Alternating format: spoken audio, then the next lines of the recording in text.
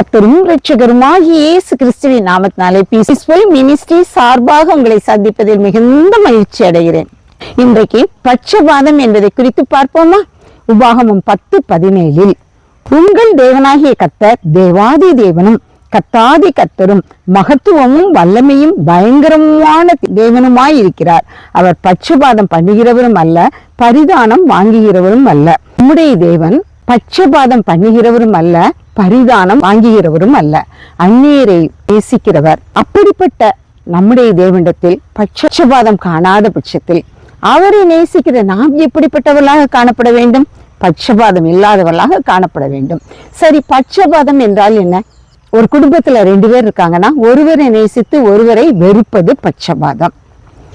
நம்முடைய உறவு முறை எப்படி இருக்கிறது? சற்று சிந்தித்து பார்ப்போமா? நம்முடைய வேதாகமத்தில் நாம் ஒரு குடும்பத்தை பார்க்கலாம். ஈசாக்கு இரட்டை பிள்ளைகளாக ஏசாவும் யாக்கோவும் பிறந்தார்கள்.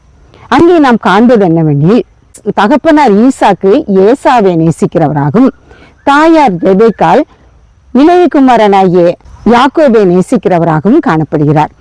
இரட்டை பிள்ளைகள் தான். ஒருவனுடைய காலை பிடித்து ஒருவன் வெளியே வருகிறவனாக காணப்பட்ட போதிலும் அத்தனை ஒற்றுமையாய் அவர்கள் வெளியே வந்தார்கள். ஆனால் அவர்கள் பூமியில் வாழும் பொழுது தாயும் தகப்பனும் தன்னுடைய அன்பை வெவ்வேறு விதமாக காட்டியபடியால் அவர்களிடத்திலே வேறுபாடு காணப்பட்டது.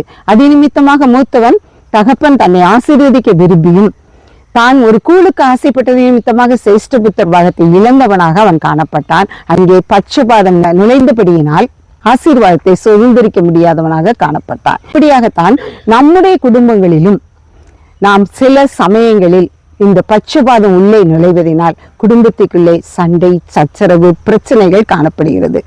ஆனால் நம் தேவன் அப்படிப்பட்டவர் அல்ல. அவர் எல்லாருக்கும் அன்பு செய்கிறவராகவே காணப்படுகிறார். சிலுவை பரியந்தமும் தம்மை தாழ்த்தி பணிந்து பிதாவுக்கு கீழ்ப்படுகிறவராக, அவர் என்ன நோக்கத்தோடு இந்த பூமிக்கு அனுப்பினாரோ அந்த நோக்கத்தை நிறைவேற்றுகிறவராக, பட்சபாதம் இல்லாதவராக காணப்பட்டார். ஆண்டவராகிய இயேசு கிறிஸ்து கிறிஸ்தவர்கள், கிறிஸ்துவை விசுவாசிக்கிற அவர்களுக்கு மாத்திரம் அவர் தேவன் அல்ல, அவர்களுக்கு மாத்திரம் அவர் உலகத்திற்கு இறங்கி வந்தவரும் அல்ல.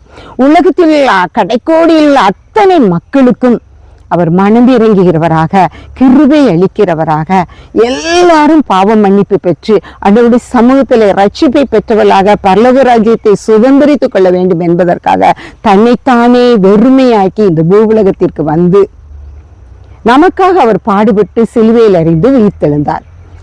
அவர் கிறிஸ்தவர்களுக்கு, கிறிஸ்தவ விசுவாசிகளுக்கு மட்டுமல்ல, உலக அனைத்து மக்களுக்காகவும் அவர் வந்தவர்.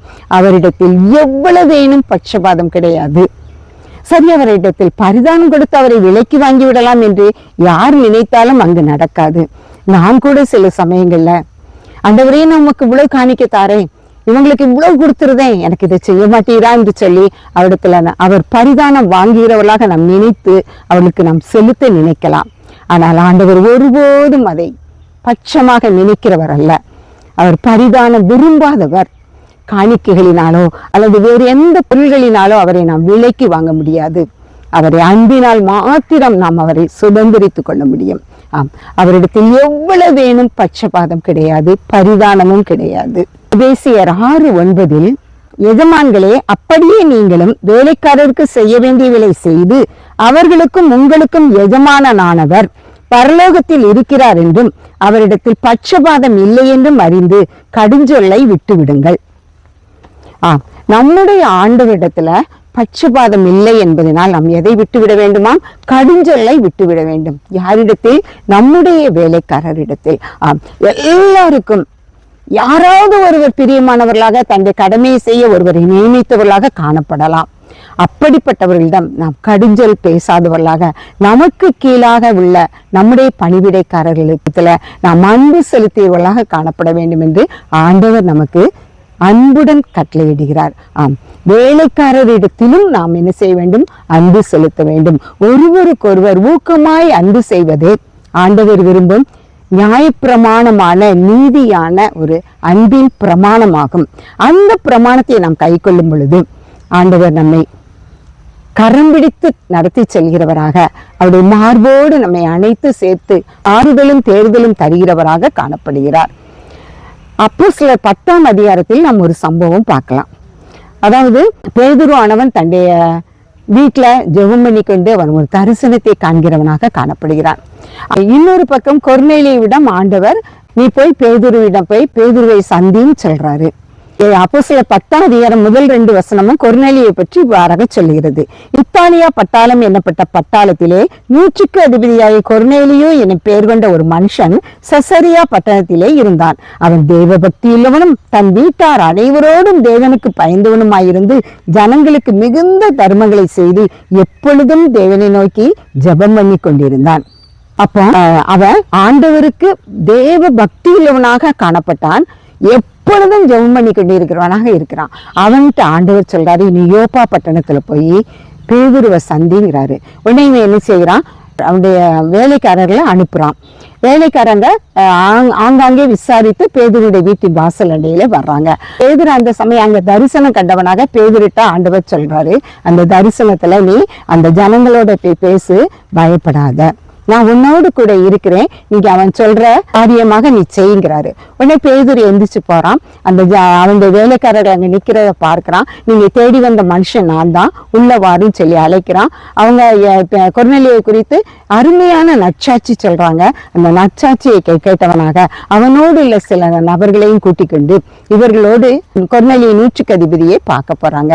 அங்க போகும் பொழுது கொர்நேலியை நினைச்சுக்கிறான், எதிர்கொண்டு வந்து பேதுருடைய பாதத்துல விழுந்து அவனை பணிந்து கொள்றான். ஒரு 100க்கு அதிபதி, ஒரு ஐஸ்வர்யம் உள்ளவன், அநேக ஜனங்கள் அவனுக்கு வேலைக்காரரா இருக்கிறாங்க. ஆனாலும் அவன் மனதிலே எந்த ஒரு பெருமையும் பாராட்டாதவனாக, ஒரு தேவனுடைய ஊழியக்காரன், தேவனுடைய சுவிசேஷகன் என்று அறிந்தவனாக பேதுருடைய பாதத்தில் விழுந்து அவனை பணிந்து கொண்டு அவனை வரவேற்கிறான். இன்றைக்கு நாம் எப்படிப்பட்டவர்களாக காணப்படுகிறோம்? நம்மிடத்தில் பட்சபாதம் எப்படி காணப்படுகிறது? பெரியவங்க, பணக்காரங்க, பெருமையான அந்தஸ்துல இருக்கிறவங்க, இவங்களை பார்த்து நம்ம கொடுக்கிற மரியாதை, ஏழை எளியவங்க மத்தியில நம்ம கொடுக்கிறோமா? எல்லாரையும் நம்ம சமமாக நினைக்கிறோமா? சற்று சிந்தித்து பார்ப்போம். நம்மிடத்தில் பட்சபாதம் காணப்படுகிறதா? ஒரு பேதுருவிடத்துல ஒரு பணக்கார அதிபதி, ஒரு 100க்கு அதிபதி அவனுடைய பாதத்துல விழுந்து பணிந்து கொண்ட மாத்திரத்துல அவன் எத்தனையாய் தன்னை தாழ்த்தினான். நாம் ஆண்டவருடைய சமூகத்துல நமக்காக ஜீவனை கொடுத்த அவருடைய சமூகத்துல நாம் காணப்படும் பொழுது நாம் எத்தனையாய் நாம் தாழ்மையுள்ளவர்களாக காணப்பட வேண்டும். சற்று நாம் சிந்தித்து பார்த்து தாழ்மையுள்ளவர்களாக நாம் நடக்கும் பொழுது நம்மிடத்தில் எந்தவித பட்சபாதமும் காணப்படாது. நம்மிடத்திலே சகோதர சிநேகம் காணப்பட்டால் நாம் கண்டிப்பாக நம்முடைய சகோதரிடத்திலே பட்சபாதம் இல்லாதவர்களாக காணப்படுவோம். அதே போல சமூகத்துல நம்மிடத்தில் நாம் எங்கெங்கு வேலை செய்கிறோமோ, எங்கெங்கு நம்முடைய கடமையை ஆற்றுகிறோமோ அங்கும் நாம் அன்பை காட்டுவோமே ஆனால் கண்டிப்பாக அந்த இடத்துல பட்சபாதம் காணப்படாது.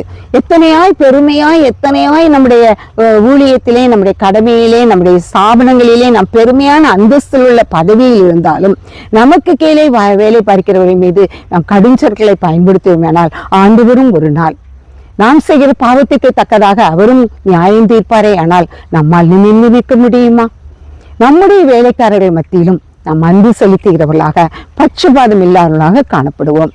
எத்தனையாய் ரெபேக்காலும் ஈசாக்கும் தன்னுடைய பெற்ற பிள்ளைகளிடத்துல பட்சபாதம் காண்பித்தார்கள். ஒருவேளை அவர்கள் பட்சபாதம் காண்பிக்காமல் இருந்திருந்தால் இருவரும் ஒற்றுமையாக ஆண்டவருக்கு முன்பாக அந்த சந்ததி நல்ல சந்ததி என்று பெயர் பெற்றதாக காணப்பட ஆண்டவர் கிருபை செய்திருப்பார். இன்றைக்கு நாம் நம் நிலையை உணர்ந்து நாம் ஆண்டவருடைய சமூகத்துல இன்னும் எந்த நாட்களை நம்மை ஆயத்தப்படுத்துவோம். கர்த்ததாமே இந்த வார்த்தைகளை ஆசீர்வதிப்பாராக. ஜெபம். எங்களை அளவில்லாமல் நேசிக்கிற அருமையான தகப்பனே, உம்மை நன்றியோடு துதிக்கிறேன், சோஸ்தரிக்கிறேன், வணங்குகிறேன். அப்பா தகப்பனே, நீர் விரும்பும் குணம் எங்களில் காணப்படத்தக்கதாக இந்த பட்சபாதம் என்ற குணம் எங்களை விட்டு வெளியேற நீர் எங்களுக்கு கிருபை செய்யும்பா. ஒவ்வொரு நாளும் நாங்கள் எங்களை உமக்கு முன்பாக அப்பா அமைதலாய் ஜீவனம் பண்ணத்தக்கதாக நீர் எங்களுக்கு அனுக்கிரகம் பண்ணுப்பா.